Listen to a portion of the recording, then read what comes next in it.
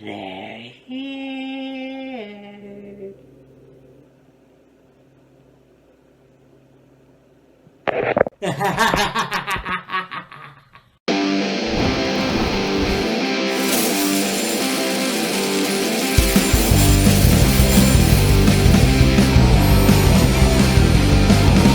She said, she'll take me anywhere, she'll take me anywhere, as long as she stays with me.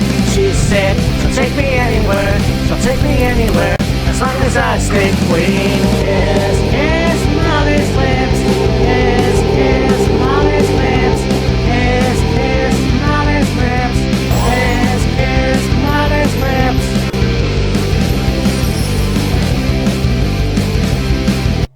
Oh, buddy.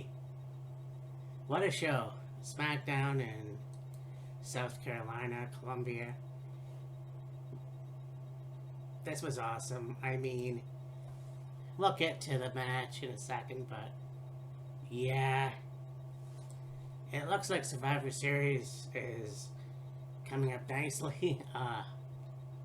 Basically, I have Jey Uso coming out as, of course, he is the Intercontinental Champion. Talking about Solo. Then Solo comes out, they go back and forth. You know, they're really teasing the Usos, Jey and Jimmy, going back together. Jey calls Solo his little brother, but Solo goes, actually, I'm not your little brother, I'm the tribal chief. And yeah, it's going to be interesting to see what happens before Survivor Series and how else they can, I guess, do a lot more. And to me, it just seems like it's the pieces that are aligning. So we have a first match. It was to determine the #1 contendership for the tag team titles. You have DIY, who defeated the Street Profits and Pretty Deadly. And this was a really good match. I mean, you look at the whole thing with, I believe it was one of the, I don't know if it was Elton or not, that was launched into the pad there. And then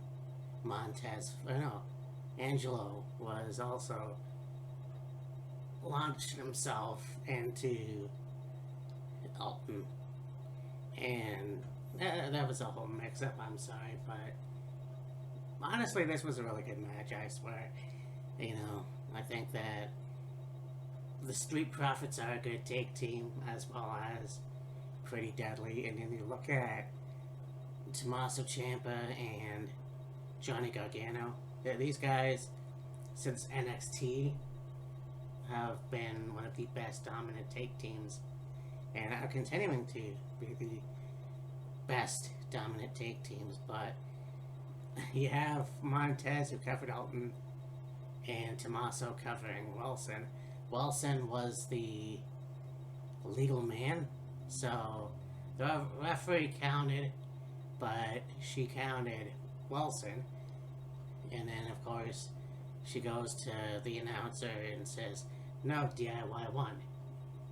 You know, Elton was not legal. So, yeah, basically Tommaso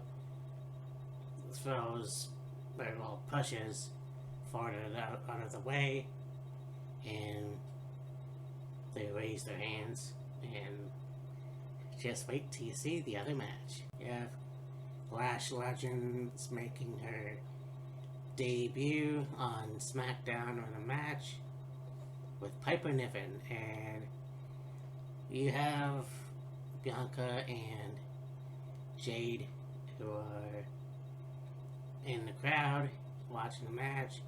This was pretty cool, and yeah, I mean, Piper really got her work cut out for her.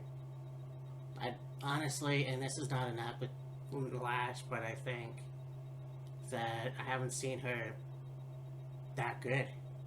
Or even Chelsea got involved, and basically she got attacked, and then Lash pinned Niven for the win, and yeah, this was a very good match. I could see Lash Legends do more matches on Smackdown, but the tag team match that they're gonna have for the titles against Bianca Belair and Jade Cargill, that's gonna be pretty fucking epic. So, and I mean, it's one of those things too where it's like NXT is calling up these guys, and it'll be fun to see where they go if they officially get called up, I guess. You have a segment where you got the big ass crown jewel title in the middle of the ring, and Cody Rhodes comes down and invites Gunther next week to have a face-to-face. Honestly, I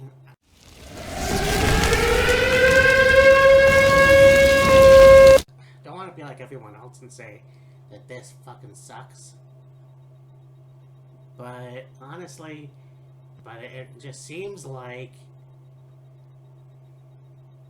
it's a waste of time. It was a waste of time when Braun Strowman won the Battle Royal and the trophy and the title, which didn't go nowhere. I don't think this is going to do that either. I don't think that's possible.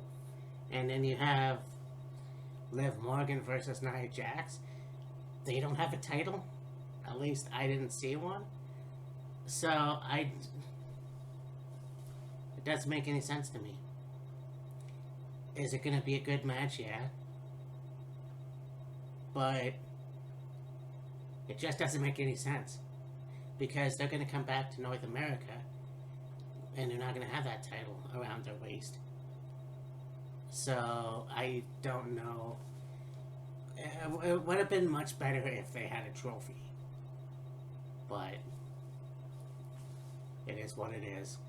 And then here it comes.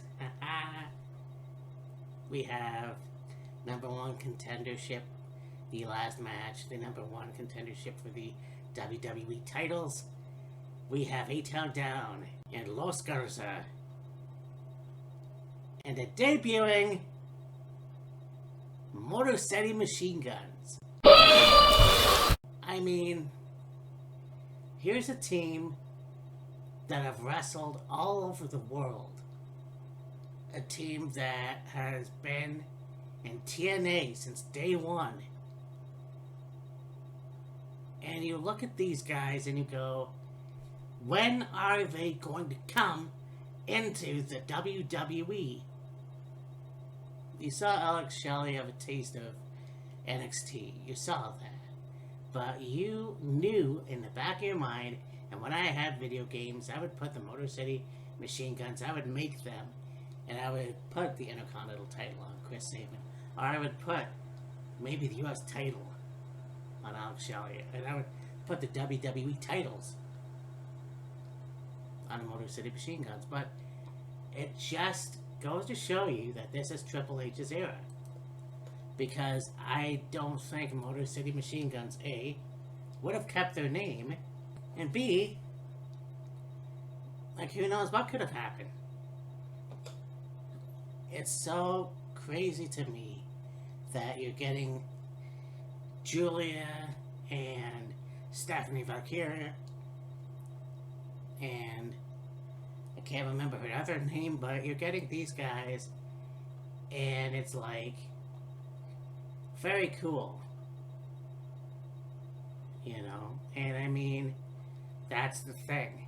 Oh, not to mention the fact that they've also wrestled in Ring of Honor. They've wrestled in New Japan. It's crazy to me that I get to see these guys in WWE. Not to mention All Elite Wrestling. I don't know who had to pull some strings to get this out. Because I think these guys are going to go somewhere. And it makes me hard to know that the Motor City Machine Guns are going to have a lengthy career. Finally. in WWE. And yes, it will still be Chris Sabin. It will still be Alex Shelley. There'll be no name change bullshit. That being said, this was a good match. Yeah. They worked well together. I mean, all of these teams worked well together. There was an insane move. And I can't remember what happened. Like, I just fucking can't remember. There was like almost a powerbomb suplex or something. But, yeah, after a top rope splash, Motor City Machine Guns picked up the win. And unbelievable. Honestly, don't see them win the title next week against DIY. It's going to be one hell of a match. I do know that they will get the titles eventually, and I'm so happy that they're on Smackdown. Smackdown's always had good talent. So we'll see where this goes. You had Candice LeRae and Nia Jax. You know, Tiffany Stratton. Nia Jax is on the phone. She's talking to Tiffany, but apparently has the flu, so she can't be there. So Candice LeRae is like, I want to be your partner against Bayley and Naomi. So basically that's what happens. This was an okay match, honestly. It wasn't the best, but I mean, yeah, Candice LeRae pulled off a win, to the surprise of everybody, including Nia Jax. So it's just interesting to see what's going to happen with those two. Like, it really is. I don't know. I think that I would believe push Candice. That would be pretty cool. But we'll see what happens next week. Bloodline beatdown. Roman comes out. He says he has to acknowledge Solo. Then Solo comes out with La Fala. He says, you want this to end, you know what you have to do. So Roman says he's going to acknowledge him. Solo says it's not good enough. Acknowledge me as your tribal chief. That obviously doesn't happen. So Jacob and the Tongas come out. They beat the shit out of Roman. And then Solo hits the Simone Spike.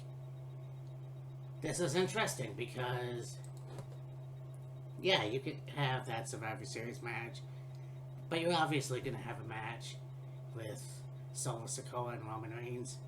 Possibly La Fala on a pole match, bro. But regardless, they're going to have a one-on-one. But this was an awesome Smackdown, and I can't wait to see what happens. Yes, I know they have the whole fists up thing with the Motor City Machine Guns. That might be new. I don't know how that's going to work, but that's only a nitpick right now. This is... the future looks bright. I can't wait to see what happens. But anyways, I'll talk to you later. Bye. So you know that them cutting WCW was a long time coming. I